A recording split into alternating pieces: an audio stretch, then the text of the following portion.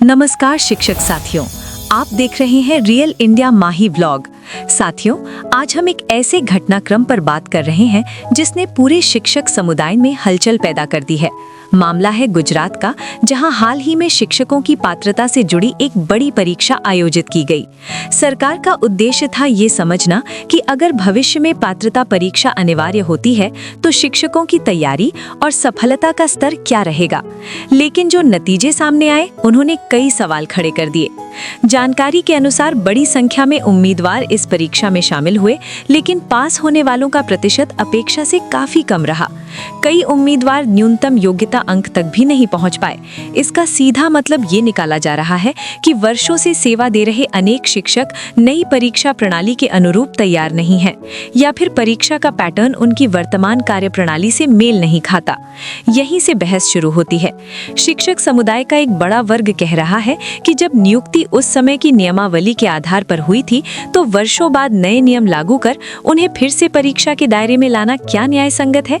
दूसरी तरफ कुछ लोग ये भी मानते हैं कि शिक्षा की गुणवत्ता बनाए रखने के लिए समय समय पर मूल्यांकन आवश्यक है।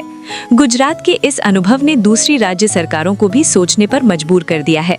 कई प्रदेश जहां पहले पात्रता परीक्षा को लेकर सख्ती की बात कर रहे थे, अब इस मुद्दे पर सावधानी से कदम बढ़ाते दिखाई दे रहे हैं, क्योंकि चुनावी वर्ष भी पास हैं और सरकारी कर्मचारी चुनावी व्यवस्था का अहम हिस्सा होते हैं। सबसे महत्वपूर्ण प्रश्न यही है कि यदि बड़ी संख्या में शिक्षक परीक्षा में सफल नहीं हो पाते तो क्या इससे स्कूलों में शिक्षकों की भारी कमी पैदा हो जाएगी, और क्या सरकारें इतनी बड़ी प्रशासनिक चुनौती उठाने को तैयार हैं?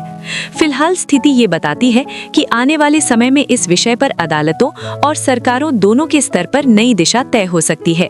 संभव है कि समाधान के तौर पर प्रशिक्षण, पुनर्परीक्षा या प्रमोशन के स्तर पर नई शर्तें लागू की जाएं, ताकि सेवा में लगे शिक्षकों पर सीधा संकट ना आए और शिक्षा की गुणवत्ता भी सुधरे।